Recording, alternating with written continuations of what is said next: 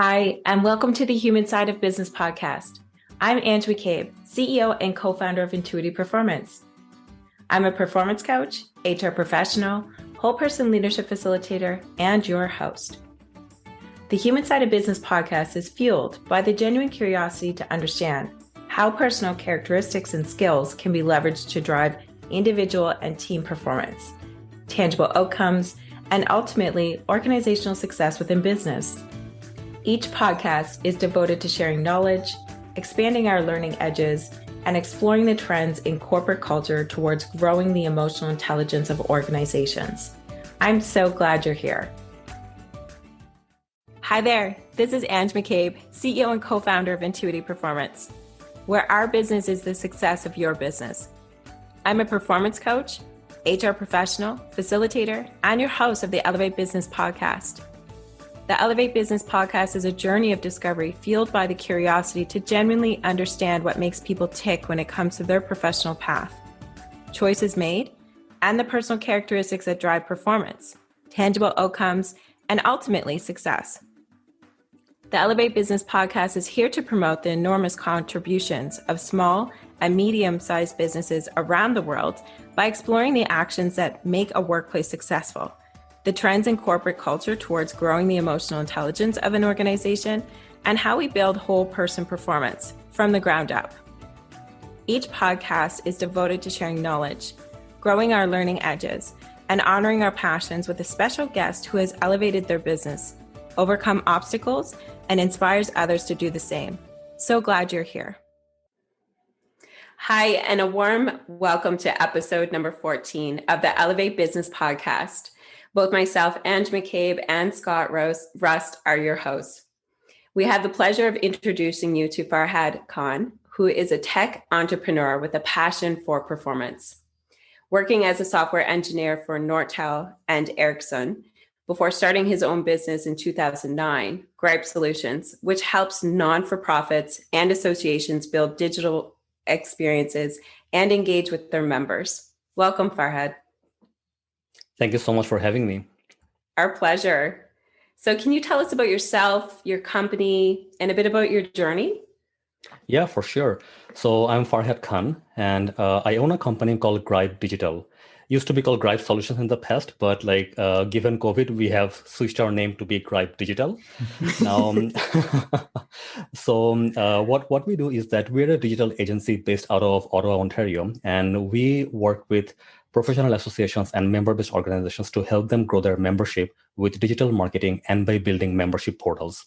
We have actually been fortunate to work with some of the largest member-based websites here in Canada, and we look forward to working with many more in the future. That's a great response. Thank you. And so take us back a little bit further in the sense of how did you get to the epiphany of, I want to be an entrepreneur and I'm going to start my own business or co-found a business? Yeah, for sure. So when I was working at my last job, that was at Ericsson Canada, what happened is that oftentimes we found that we could do a lot more with our time and skills that we were not doing right now at our jobs. And also another big thing was that the job that we were doing, working in a multi-million-dollar company in a huge corporation, you don't actually get to speak to the clients that much, and you don't really see a real impact of your work in the world. And as a result, I think it's much less fulfilling as opposed to working very closely with clients, at least for us. For me, it was. So back then, because of that, and also there were a lot of things that were changing, which didn't give us enough freedom in our last job. So that's when me and my partner left the company back then, and then we started Grype Solutions. And really, our goal was to bring our technology skills into the industry and be able to help a lot more people directly, where we can directly see the impact of our work, so that we can help people improve their digital presence and improve their lives and businesses overall with our skills. And, noting that your target market oftentimes are not-for-profits and associations, how did you land on that for target market in the sense of playing in the NGO world? Yeah, for sure. So to be honest, it wasn't a very strategic move to start with. When we started. When we started working in this area, we were working with a number of different types of organizations. But then what we found is that given the skills that we have and then the type of projects that we were really enjoying, So those were really like happening in the member-based organization world. So in the non-profit world, we're building a lot of membership portals, like where people can log in and like do some work, right? And then like the majority of the member-based portals were actually like happening with professional associations and like NGOs in general, and some with the government. So it really happened by accident. So the largest project that we were looking at like happened to be in the NGO world. So, but then like as we started like working in this area a little more, what we found is that the work that we were doing, it was having a tremendous impact on people's lives. Every single time we start to work with a new nonprofit or a professional association, we find that they are always like cash strapped. They don't have a lot of budget to do a lot of things, right? But they have this big vision. They have like some really passionate team members in their team, like real, like amazing people that we work with. But like they're behind because they do not have all the skills to actually like grow their venture using the best possible technology and digital skills. So that's where we came in. So what we find is that like every single time we work with a client, we're actually able to like help them out quite a bit to grow their digital presence and overall grow their venture. So it was a very good like fit. I found that our technology, we had the skills that can help them, and they needed the skills. So overall, I thought it was a very good fit. Then over a couple of years, we kind of like narrowed down our focus more towards professional associations and member-based organizations, and we kind of like stopped taking on any other projects whatsoever. Okay. Fantastic. One of the things that came up for me there, Farhad, that I think a lot of business owners or entrepreneurs kind of learn from, how long did it take for you guys to kind of start narrowing down and actually now land on member associations? Where I know a lot of businesses, as they get started, identifying who is our ideal client seems to be a challenge. And so I'm curious, how was that experience for you leading this company? Yeah, that's a very good question, Scott, to be honest. So I guess for any startup and for like any small business or a company just starting out, finding the product market fit is one of the biggest challenges that people face. And then you actually have to keep on pivoting until you find the right fit like for your market.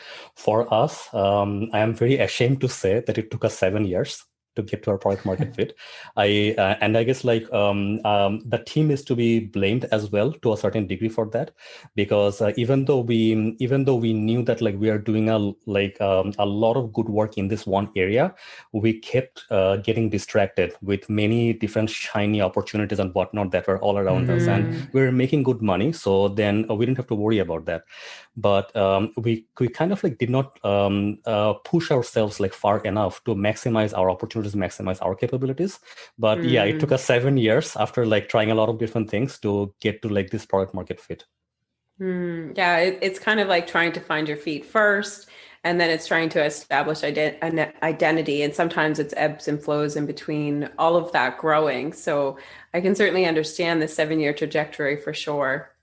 So when it comes to what fuels your performance, can you tell us a little bit about that?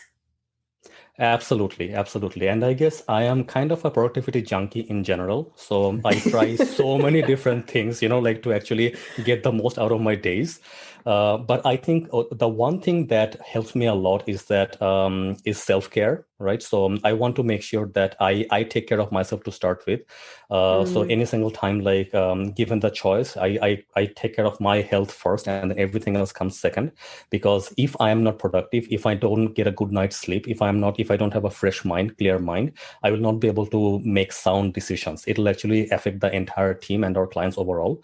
So that's one thing to start with. And then after that, what I want to do is that I try to make the most of my time. And by doing that, I want to do less things, but do them really well. So in a leadership role, what we find is that we have so many things that are actually drawing our attention all the time. And if we are distracted the entire day, then any work that you are going to do will not actually like get done that well. So I always try to like keep my focus, and I try to like do less, but do them really well, and do one thing at a time. Try not to multitask at all, ever. So that for sure. And then again, when I say that like I do less but I try to do them better, it doesn't mean that like I'm being lazy. right? So I plan out my days really well. So every single week, I kind of plan my entire week to start with on a Sunday, and then every single day in the morning when I wake up very early in the morning, I plan my entire day, the whole 7 hours or 8 hours a day. I actually have it planned every single morning, and I find that that planning gives me a bigger perspective on things, on projects overall. And if I don't take the time to plan, I find that a lot of things get missed very easily. So so I try to focus on less as much as I can and delegate as much as I possibly can to my team members. And then what I do is like I plan, and I try to prepare as much as I can. Mm-hmm. Okay. And so I'm curious. So I know you mentioned a few things that I think are really pertinent around this idea of self-care and putting yourself first allows you to show up for your team and your clients. This idea around planning and really around less is more. And I'm curious, was it always that way from day one, or was this kind of a process that happened over time or over the trajectory of Grype Solutions into Grype Digital? What did that look like for you? Yeah, for sure. So I guess like as a business owner and a CEO, like it took me quite some time to understand like what things to really focus on, but overall like knowing that like focusing on less will be better, and then like focusing on the things that you can control will bring you the most output is something that I have known for a very long time. So so I read this book by Steve Covey, 7 Habits of Highly Effective People. I'm pretty sure your audience will really enjoy reading this as well. But yeah, so I read that book in my first year, like so right after coming out of school. So I've been practicing that like for a very long time. But I guess like what I have done over the years is that I try to like sharpen my skills over time, like bit by bit, and it took me a long time. But there's this like culture that you have in the startup world is that like you typically end up working 60 hours a week, and then you're always pushing, always finding the like next best thing, right? But I find that like an approach like that does not always work in all stages of your company, right? So we're at a stage where we are not a startup anymore. We're more like a small business, and we are working on some significant projects where proper planning, like stability is very important. So when you're looking for a long-term growth and a very stable growth, like hustling all the time, like moving too fast all the time isn't the way to go, I find, right? Many people can do that. Maybe Elon Musk can do that, right? But I'm not Elon Musk, right? So I have to know my limitations. I have to know what works for me. So yeah, so I've been like doing this for a long time, but I guess like during COVID, it actually helped us even better to focus more on the things that really matter. Because right now, like we just don't have a choice. We are stuck at home. We can't go to the office, so we have to make the most of our time. So it's working even better for a lot of us who are like, used to working from home already. But we're focusing on important things more, I guess, now. And so you said a few things in the sense of learnings and overcoming potential roadblocks. What is your approach specifically? So if you're met with a challenge or a roadblock, can you tell us a little bit more about that specifically in itself? Yeah, so in project management, there is this like concept of risk mitigation and like understanding what the risks are, identifying your risks. So any project that we take on, I guess the one thing that we try to do is identify the risks as early as we can.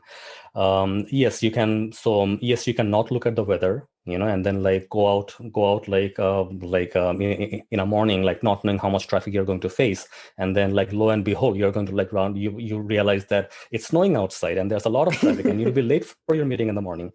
Right. But a very quick thing you can do is just like look out the window, check the weather, find out like what risks you're anticipating for the day, and then plan ahead. Right. So overall, in terms of roadblocks, the one thing that we try to do all the time is try to identify the risks as early as we can. And then when we know what risks might come our way, identify a mitigation plan for each of the risks. And I have been doing that for a very long time and very diligently for sure. So I do that all the time. So identify risks and find a mitigation plan. But also at the same time, you cannot really anticipate all the risks. certain things just like happen in life and in projects that are not in your control. And when that happens, when you're faced with those roadblocks, I guess there's a great book by Ryan Holiday on that. It's Obstacle is the Way. So when you're faced with an obstacle like that, sometimes the goal here is not to avoid the obstacle, but you have to make it through the obstacle itself. And you have to know that the process itself, like going through the obstacle, will not be easy, but you have to believe in the process, right? And when you're faced with the obstacle, if you look at the obstacle as one big thing, one big massive like giant rock on your way, you're going to be overwhelmed by that. What you have to do is that like try to really understand what the obstacle really is. What is it doing to you? Break it down into smaller chunks, and then like address the chunk like one piece at a time. That makes it much easier, much more palatable for you. But when you're faced with unexpected obstacles like that, obstacle itself is the way. Oftentimes you cannot avoid it. You have to make it through the obstacle itself. And so once again, the book by Ryan Holiday, Obstacle is the Way, is an amazing book for the audience to read, I guess. Yeah, and I'm a big fan of Ryan Holiday, so I'll maybe like drop a few more books from him. That's fantastic. I just got Stillness is the Key. That's an amazing book. I haven't made the time to read it yet, but I think it's definitely on the book list. And Farhad, so I understand there was two different things there, and one of them you're talking about mitigating risk and identifying the risks before they come up. And then the other piece was, well, when you are faced with an obstacle, look at ways of how you kind of break it down and just take it on one by one rather than trying to take it all on at once. I'm a little bit curious just around the mitigating risk and kind of identifying what are some of the challenges that might come up. Because I do think that it's important for entrepreneurs and business owners to kind of take on that mindset and think ahead of what things might come up. Are there any specific questions that you ask yourself? Or is there anything that, like, what is the process that you kind of go through around mitigating risk or identifying these challenges? Right. That's a great question, actually, Scott. I guess the audience knows about Murphy's Law, or whatever might go wrong will definitely go wrong. Right. So whenever we're actually like working on a project or working on a new venture, we always like take Murphy's Law like into consideration. So what we do is that at the very beginning of a project, we start by understanding like what are the weaknesses in the project, what are the weakest links, what are the things that might actually go wrong. One particular example is that when we take on a new technical project, what might happen is that we usually end up working on many different types of technology together, but there are some technologies that like our team member does not have enough skills on. So those might be a weak area for me. Or maybe there are some unknowns like that that are actually open questions for the project, and then open questions have not been answered. In the initial discussions, no one knows the answers to those. So these open questions and the things that we don't know enough of, the things we don't have enough skills on, these are the typical risk items for me in general. And how we can mitigate those risks is that when you're starting the project, like start by looking at the most difficult things first. So all the unknowns that you have, like start by finding out who might be able to help you to answer those questions, right? If you don't have the skills, where can you actually get a training, an online training or an in-person training, and plan for the training early on before it actually becomes a problem.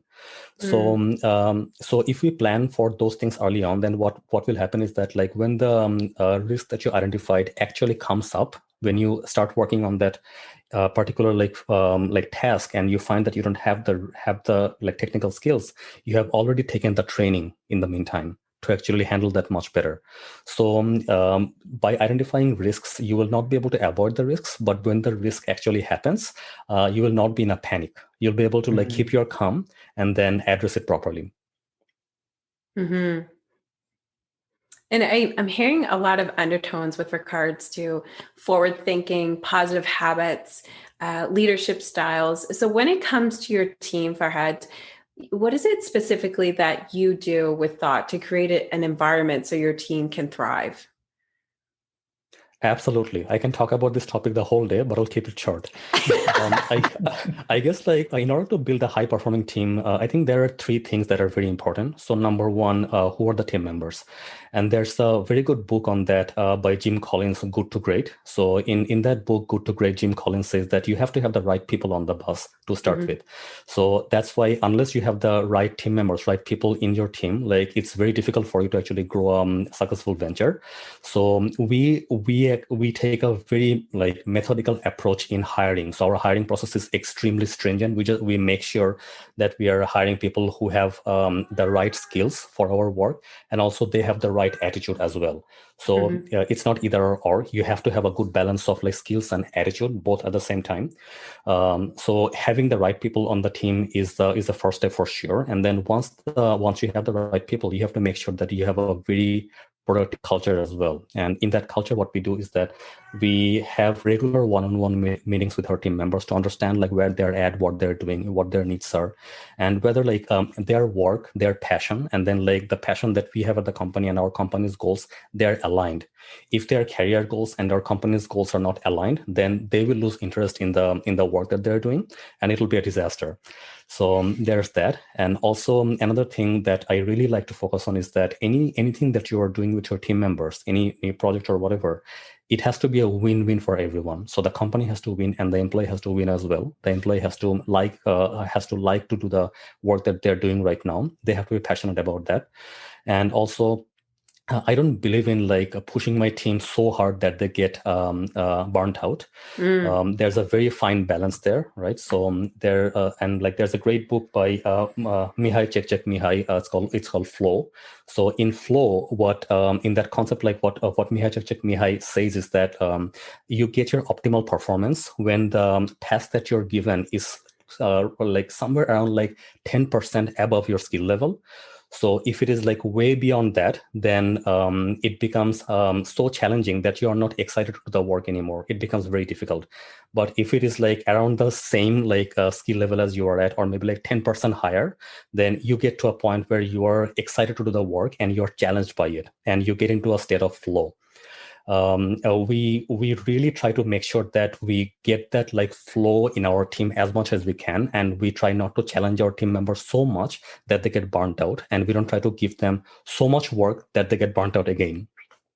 And how do you manage that line between that 10% above your skill level and that maybe 20 or 30%, which actually leads to burnout? Yeah, for sure. Yeah, so I think like the most important thing here is that like task allocation. So you need to make sure that you're not giving tasks to a team member like who's not ready for the task yet. And I have done that. I'm guilty of that. I have promoted people in my team like to a more management role, to a leadership role, when the person was not ready, and we did not give him the right training for him to be able to succeed, and the person did not succeed, right? So, and who is to blame for that? Not the person for sure. It's the management, right? It's me. So what we try to do is that like we divide the task properly. Sometimes if it is a like big task, then, and if it is a very complex problem, then what we try to do is like we give it to someone senior who can actually like look at the problem and break it down into smaller tasks, right? So the initial strategy and the complex problems will be solved by one person, and then the task is then allocated like appropriately to the other team members, so that for the other team members it's more palatable. It's not that difficult for them. So and that can only happen if you actually have a good mix of talent in your team. And we are fortunate enough to actually have that mix, so that when we are faced with the difficult problems, we can give it to someone who can like do the initial problem solving and then divide the rest of the task to the other team members. And so when it comes, you've talked a lot, like there's a lot of golden nuggets there, and I hear you. We could probably talk for quite a few hours on this topic of leadership and teams, and it's wonderful. So when it comes to having the right mix, what have been the types of supports that you're providing your team members to be successful and to meet those mixes and demands of the workload? Right. So one thing that is very important, like for the team to thrive, is that giving them the right task at the right time, and being very clear of what is being expected of the project, right? And for that to work, the management team, the leadership team has to have a clear understanding of what they want. If the leadership team does not know what they want, then how can you actually lead your team better? So the leadership team has to take enough time themselves to plan out the projects really well. They have to know very well what they want, what is the outcome from this project, from this task, and then making sure that you document that for your team member. When you're talking to your team member, give them very clear guidelines that, you know what, I want you to do this, but by the way, I want you to do this in order to get that value so that we can do this, right? So when you give the full picture to your team members, they know the end goal, they know the end result. And because of that, sometimes along the way, they're able to like take some decisions on their own and be more productive and not bug you, the manager, the leader all the time. So what we do is that like we try to hire the best and the brightest like whenever we can, and give them a lot of freedom in their own work. Of course, like we have to like make sure that the work they're doing is actually aligned with the project and like for our clients as well. But we try to give our team members a lot of freedom overall. And with that freedom, what we find is that people can show their creativity a lot more. And like I said earlier, we try not to burn out our team members. And if we don't burn out, if we give them a bit of a slack in their day, a bit of a slack in their week, that is when their creativity can flourish. So I think like this is some of the things that really helped our team members like get to optimum productivity. I think there's a lot of work that we have to do still, but we're getting there for sure. Okay. I really appreciate you sharing about how you're providing your team the space and flexibility to be creative and to kind of set the tone for their day. Because I can imagine, especially right now with a lot of us having gone remote, maybe it's for the first time, that is a concern I've heard over and over again is, how are my employees working? What are they doing with the time? And so I think what you've shared there has been very, very insightful from that regard. Exactly. And so when for all of our participants, we always ask, what are 3 words of inspiration that you would want the world to hear? 3 words of inspiration. Yes. I don't know if I can limit it within 3 words, but very quickly, what I would say is that something that has worked out really well for us is the harder you work, the luckier you get, I find. So oftentimes we don't want to push hard enough, I guess, and then we just like wait for luck to just happen. Luck does not just happen. You have to make your own luck. So the harder you work, the luckier you will get. I think this is the one thing that I want to like leave the audience with. Fantastic. And it resonates. It certainly does, for sure. We want to thank you very much, Farhad, for joining us today. Thank you so much for having me. And we really appreciate you sharing your entrepreneurial insights with Intuitive Performance and our subscribers. So for those who would like to learn more about Farhad's business, we're going to put links on our social media LinkedIn page through Intuitive Performance and our website. Thank you very much for all of our subscribers to tuning in into another great episode of the Elevate Business podcast. Take good care. Thanks for listening to the Elevate Business podcast. I hope you enjoyed the program. You can subscribe to future podcasts at intuitiveperformance.com, where you can also sign up for webinars and learn more about professional coaching and our facilitation solutions available to help fire up your whole person performance skills and drive actions for success. Until next time, stay true to you and take care of each other. We are all better together. Thanks for listening to the Human Side of Business podcast. I'm glad you could join us. If you enjoyed today's episode and want to stay updated with our latest content, make sure to visit our website.